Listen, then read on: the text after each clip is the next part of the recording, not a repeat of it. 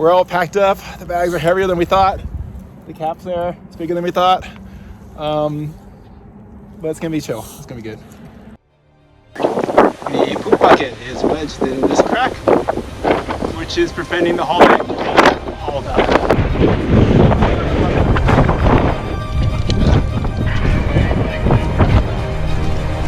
Oh my God! Rock!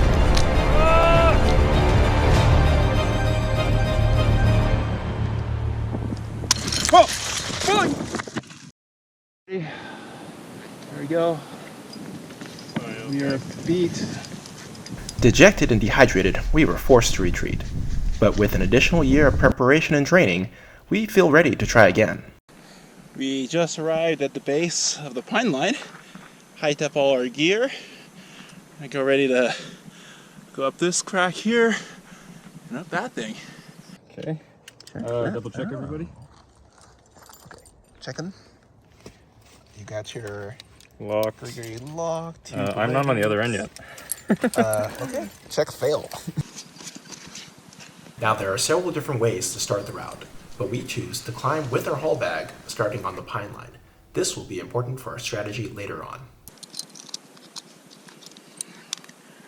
While climbing, I'll place expanding cams into the rock. I'll clip the rope to them, and this will catch me in case I fall. My partner will pick them up as he follows me up the route.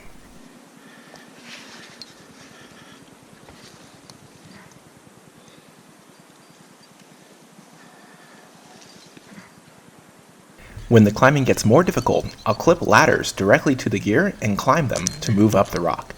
This is called aid climbing. Offsets.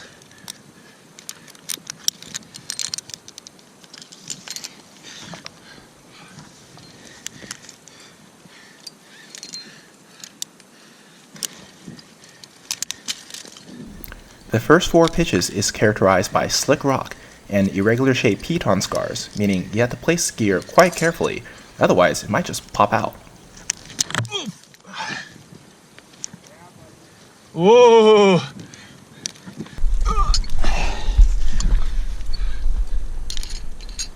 Sick! I'm in, off belay! Alright, here we are. Here's our anchor setup, and we're doing some hauling. We are carrying over 100 pounds of gear and supplies. This means that after each rope length pitch of climbing myself, I still need to haul the bag up. This is back-breaking work and one of the hardest parts about climbing big walls. We're leaving the pitch 1 anchor. Chris is linked pitch 2 and 3.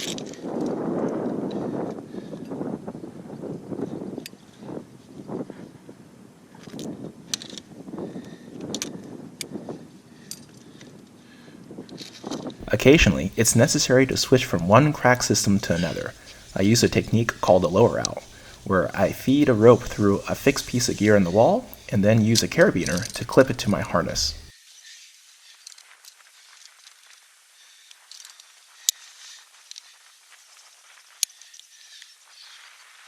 After that, I'll use the rope to winch myself up towards the fixed piece of gear. This will also support my weight while I undo the rest of the attachment points.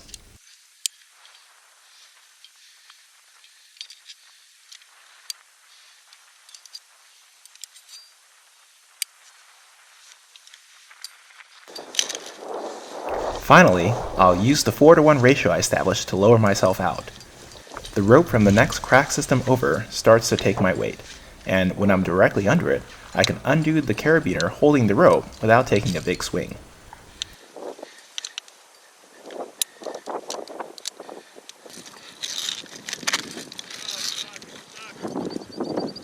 Oh no! Every wall has its share of shenanigans, and it's usually how well you can solve them that make or break the attempt. Here, a tiny ledge catches our bag, and it's too far to decide for me to reach. That's okay. I think I can make it from here.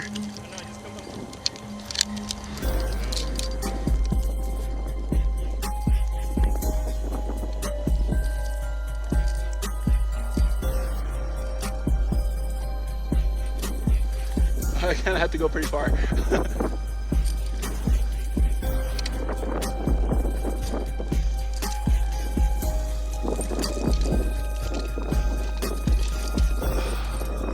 Man, it's quite far.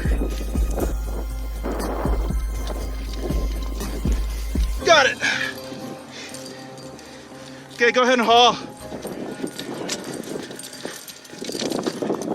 We solved this one without too much hassle. A couple big swings, and I'm able to free the bag. I only wish our future problems could be solved this smoothly.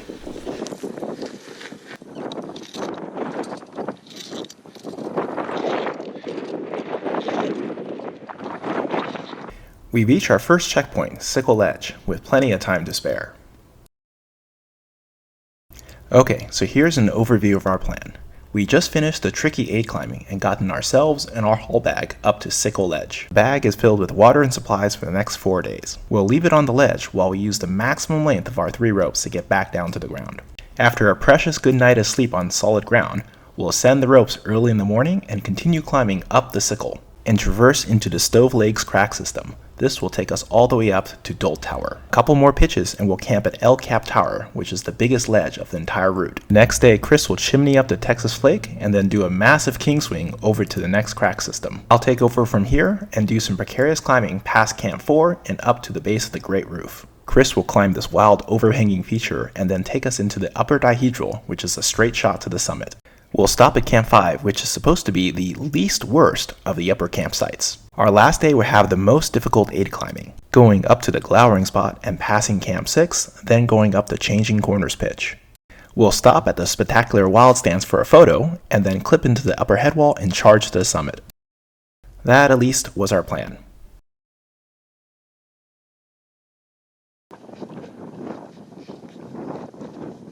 Heading down from Sickle Ledge, we'll fix our ropes to a series of bolted anchor stations.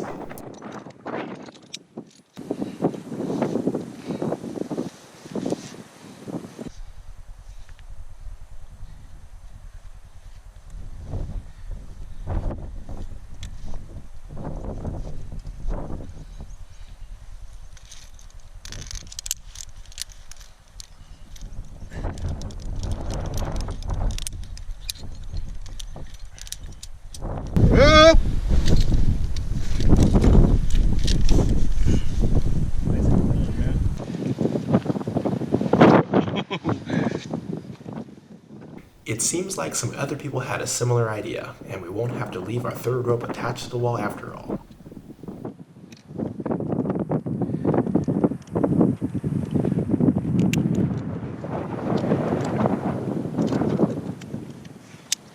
Oh, he wasn't kidding when he said there's fixed ropes.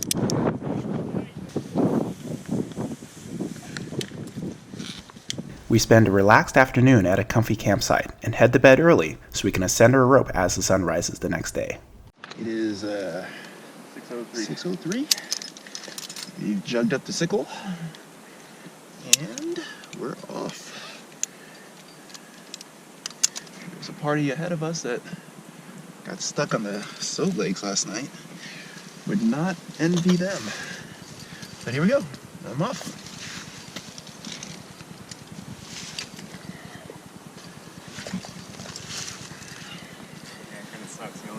Like 70 feet. Yeah, I know. Another part of our plan is to stop halfway up the 5th pitch and build an anchor out of gear rather than using the bolted belay stations.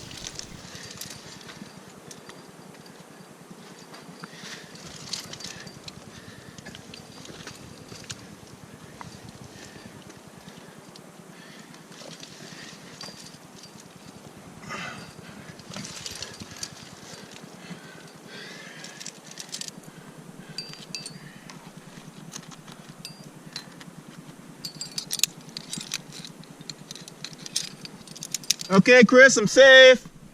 This is our gear anchor that we hauled from, and we are off on the second half of pitch 5 with some new beta.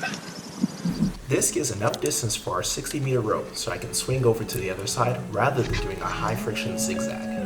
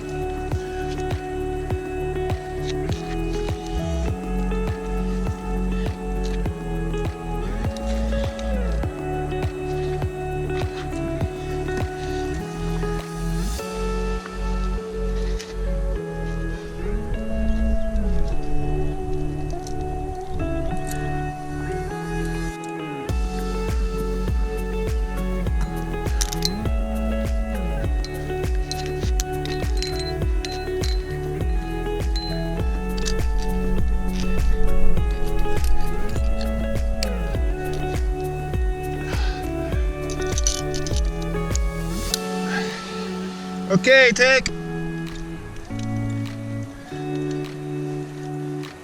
Okay, hang on.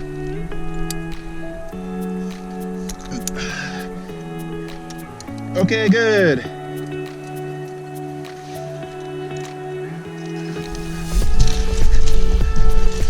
Whoa.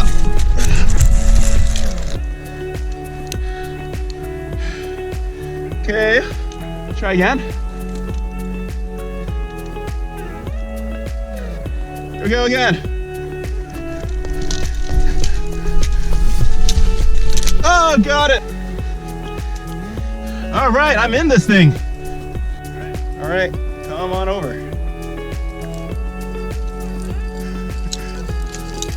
Oh, yeah, no problem.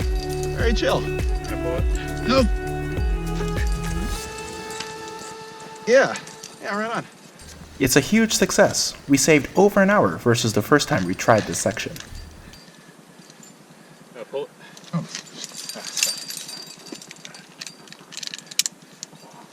Yeah.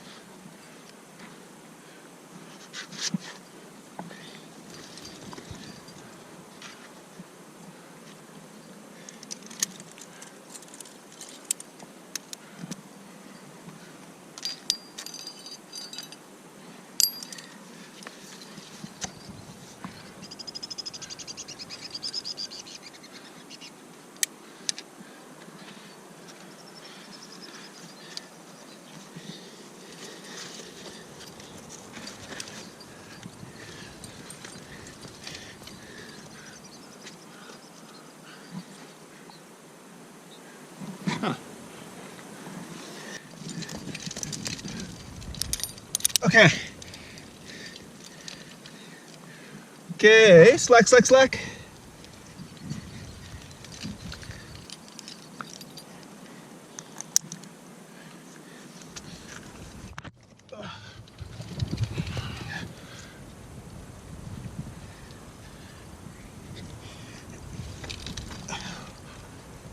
We make it past the tricky traverse and reach the base of the Stove Lakes crack system. This is a beautiful singular crack that goes all the way up to Dole Tower.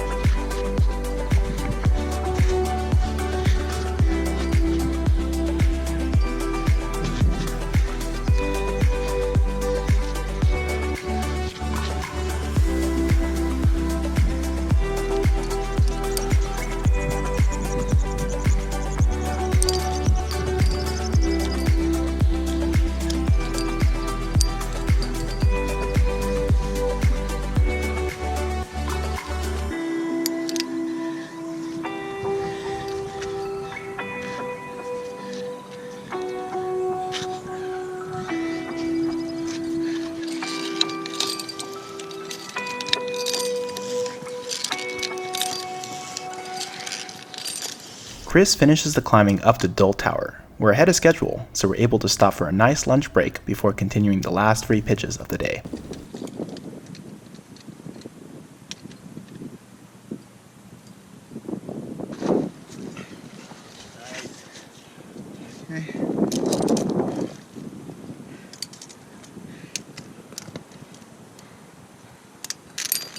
Too wide for it, huh? Oh no, that's good. Okay. I might end up. Actually, I got 3 threes. Yeah. I take over for the last 2 pitches, but the crack gets wider and the climbing harder, so I switch back to 8 climbing.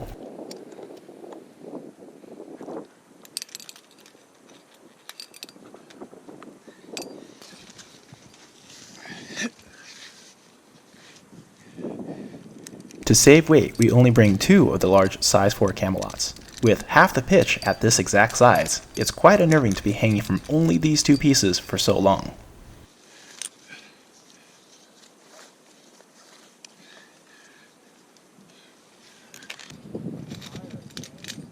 Actually, yeah, I think you're right. Bumping might be better.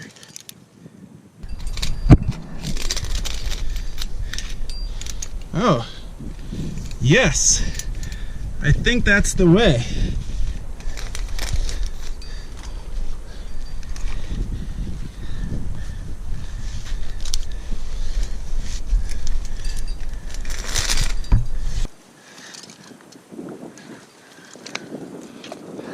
Yeah, baby! We make it to El Cap Tower, our goal of the day, well before dark. It's by far the largest and most comfortable ledge of the entire route, with plenty of room to make camp and cook a delicious meal. Side note, the Peak Chicken Alfredo pasta gets 5 Yelp stars.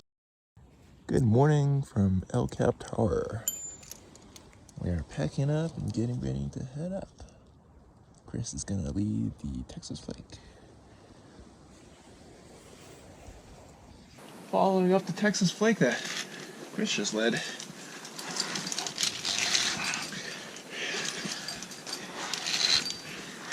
We had some holdback shenanigans, so here I am jugging with the poop canister. Still stuck.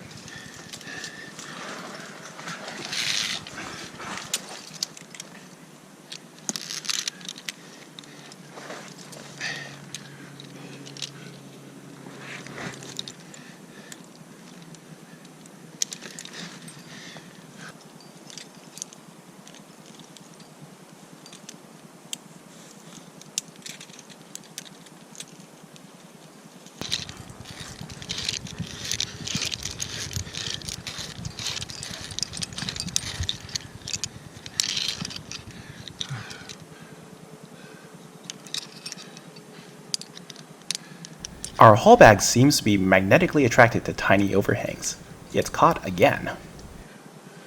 Okay, go ahead and haul.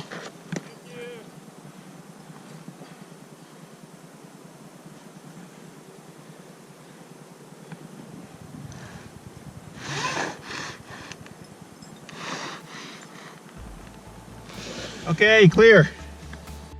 We reach the top of the boot flake and are faced with a blank expanse of granite.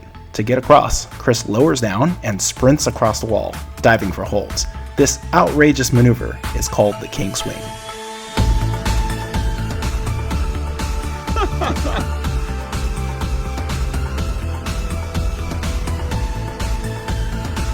Whoa! Oh, shit, you right?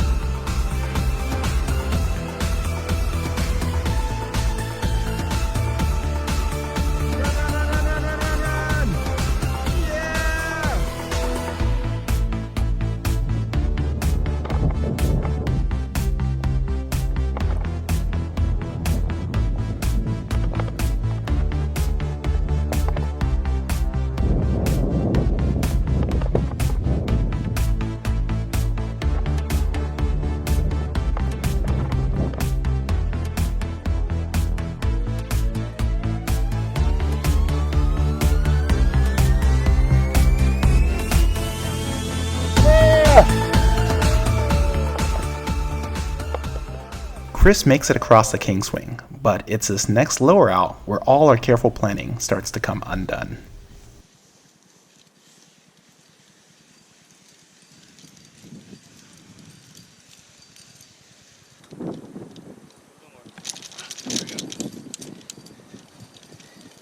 Actually not that much rope. I think I should have done the untie retie.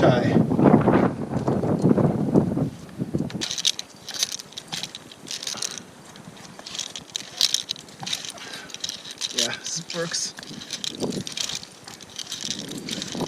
We hit our first major snag. Our lower outline is tangled, requiring over an hour and a reverse kingswing to undo it.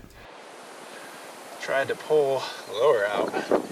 This thing got caught. Crazy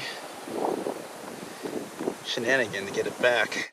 Already behind schedule, we run into our next issue, a train of 4 slow parties that we get stuck behind. On a route as famous as the Nose, it's sometimes unavoidable. After being backed up for several hours, Camp 5 is simply out of our reach today. We need to divert to Camp 4.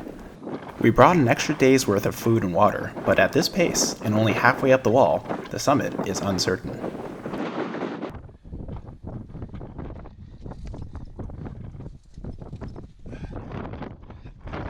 Camp 4 is small, sloping, and uncomfortable. Our entire plan was built around avoiding it. But here we are. I spent some extra time to make myself a mini cocoon out of the hammock in our haul bag to make it somewhat livable. Okay, we made this hammock kind of type of thing. And Chris is down there. And this is our kind of sleeping situation. Not all that comfortable.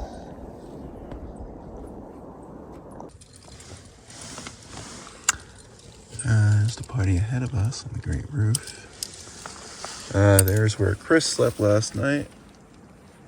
That's the valley.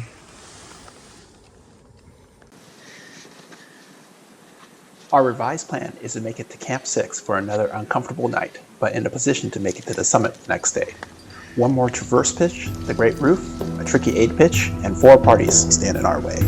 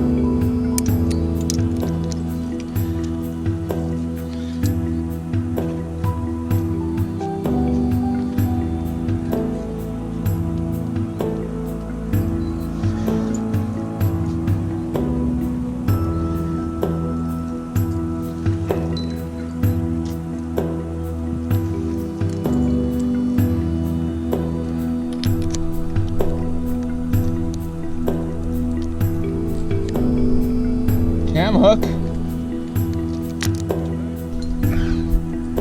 It's holding.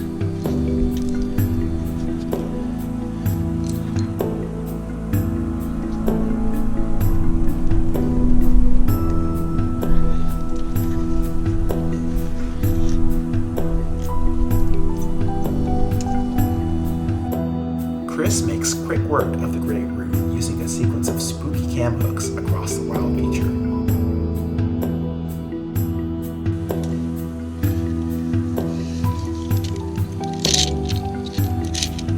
It's easy enough to lower out, as long as you don't think too hard about the 2,000 feet of exposure below.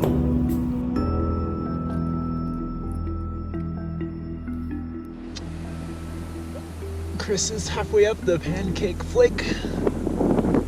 And it's a long way down.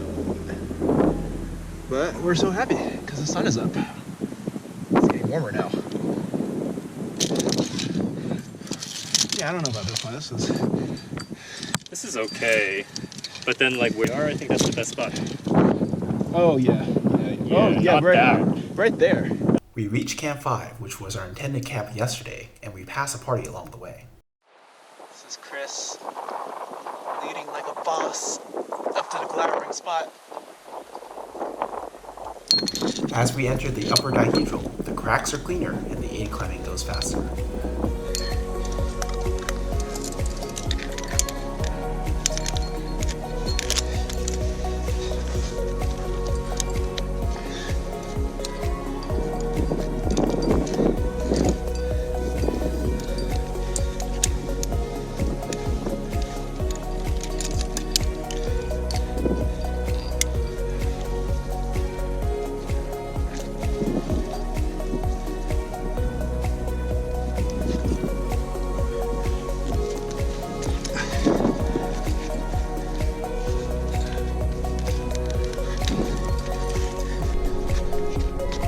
Almost free this, but man, I'm gassed. Hey, what did you guys drop? We didn't drop anything. Some party above us dropped something. Oh shit, you alright? The biggest risk in climbing is of course falling, but that's somewhat controllable. A close second is loose gear and rockfall. This objective hazard has been our biggest concern during this attempt.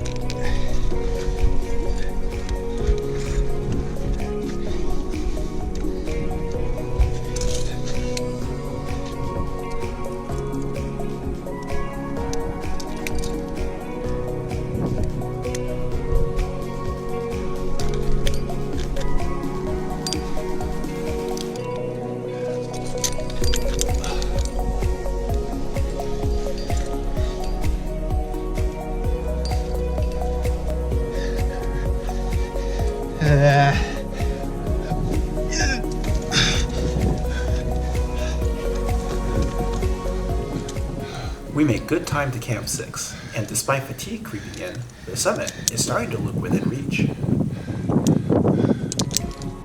Camp 6 is a triangular, smelly platform that's on a 30-degree slope. This was not a good night. Alright, we just decamped from Camp 6.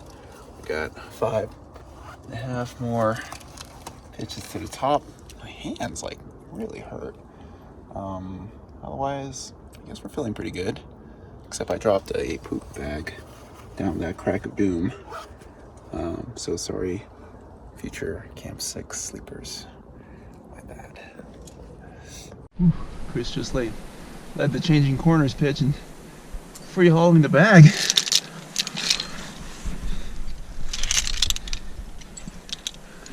like sitting on it. What's that? Sitting on the ascender. Oh, I got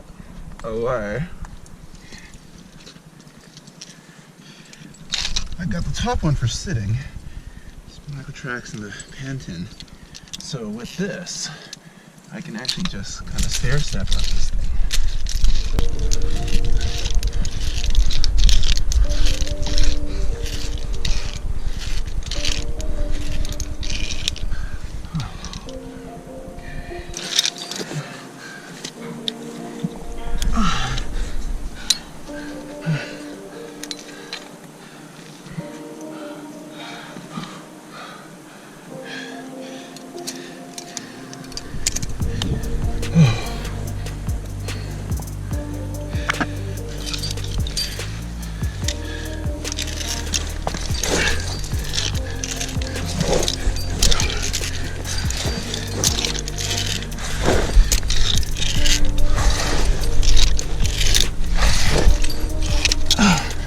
Right, let's do this thing.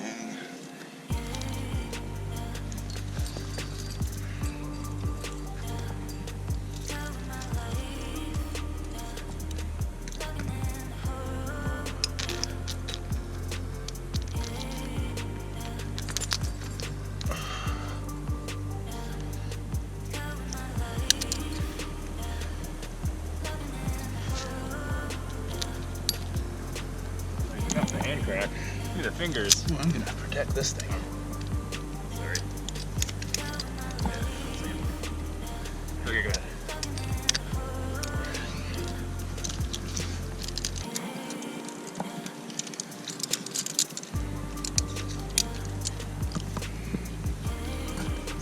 think I need a lot of these red ones.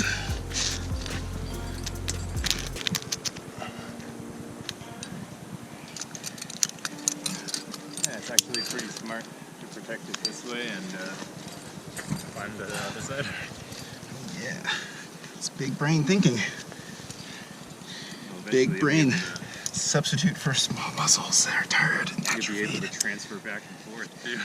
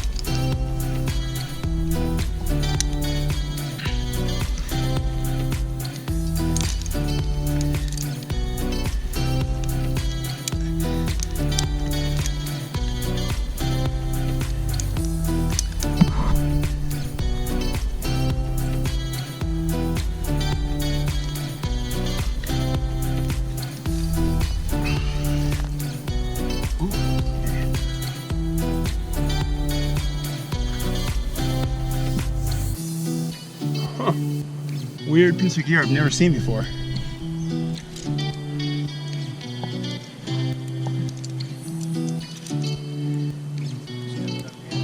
I don't know what it is, like a pipe.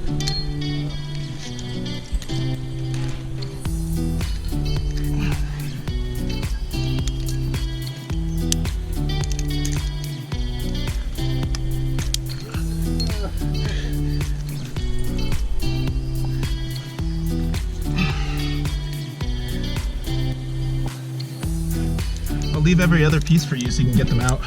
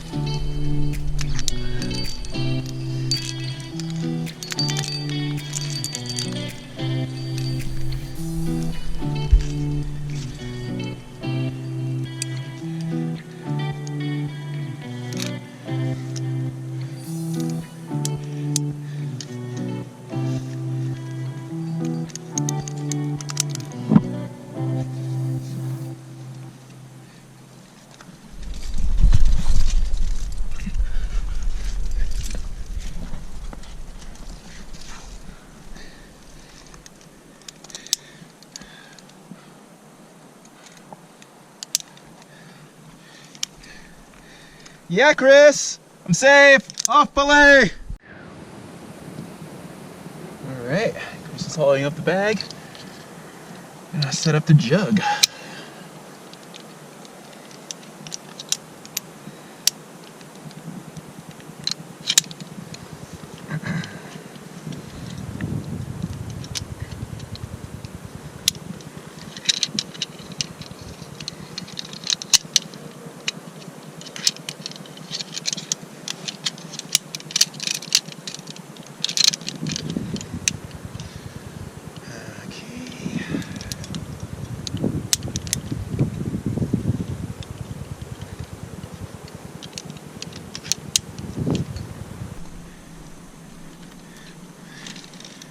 Yep.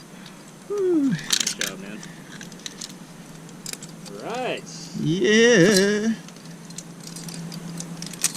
I am thirsty. Hungry. I come bringing lots of water. 10:40. Well, I wanted to top out by lunchtime. We're gonna do it. so pooped and tired.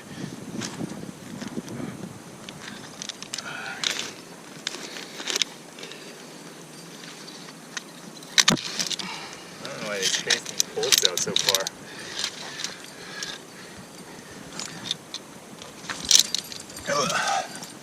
Sick. Wild. Actually, I feel like the other one was more wild. That's what I said. Yeah. I mean, this has a bigger view, I would say. Yeah. You can see all the way down that way. That's true. It's more like mild stance. Yeah, check, look. We are setting off from with the wild stance. It's a wild stance. Wild. Should we take a picture before you get off? Oh yeah. Now it's just one last stretch of aid climbing that leads to the final headwall.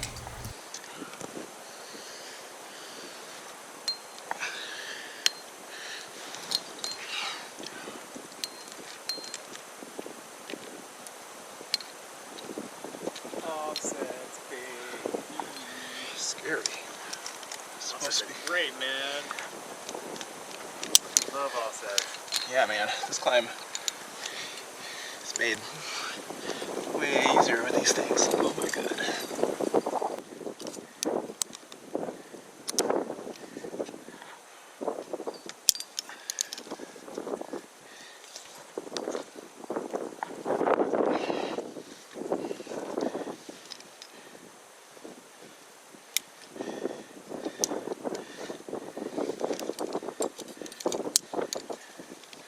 The final headwall has a line of bolts. Clipping in marks the end of all the difficult climbing. From here, the summit is assured, but there's no way around the unnerving idea that there's 3,000 feet of air below you. Oh, ladder.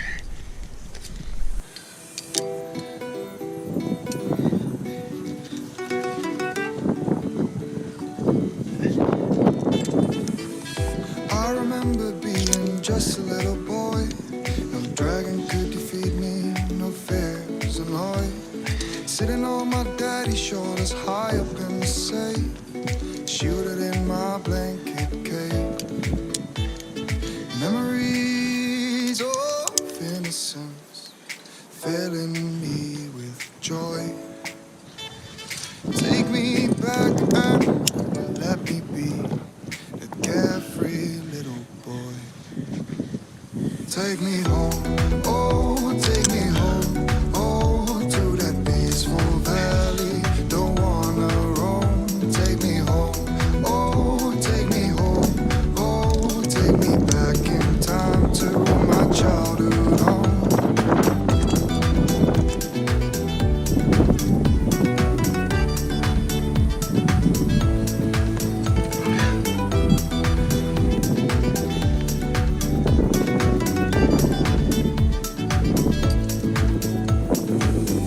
I remember no dragon could defeat me. Sitting on my daddy's shoulders, shielded in my blanket cave. I remember seeing raindrops on the car, race against each other like a flickering star. Sleeping on the backseat with no sorrow on my mind, leaving all my thoughts behind. Memories of innocence, filling me with joy. Take me back and let me be the carefree little boy. I'm gonna leave a piece in for you here. Take me It's home, quite steep. oh, take me home, oh, to that peaceful valley. Don't wanna roam. Take me home, oh, take me home, Can help. oh, take me back in time to my childhood home.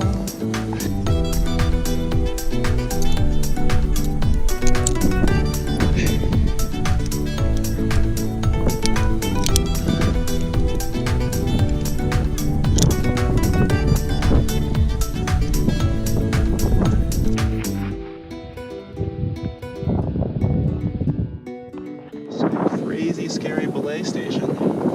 Let's finish it. Okay.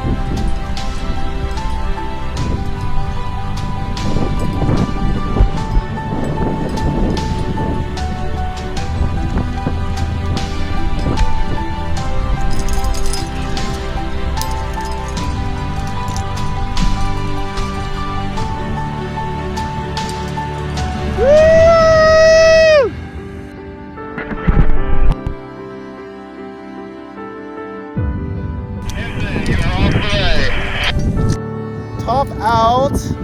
Woo! El Cap tree. Ah, shoot from there. Yeah. Oh. So what's the hardest part? What the fuck, dude? What's the hardest part about big walling is hauling. Guess what makes it harder when you take? 860. So then this together is probably 2 more gallons. So we're looking at an extra 32 pounds. We didn't have to haul. We did the nose on hard mode.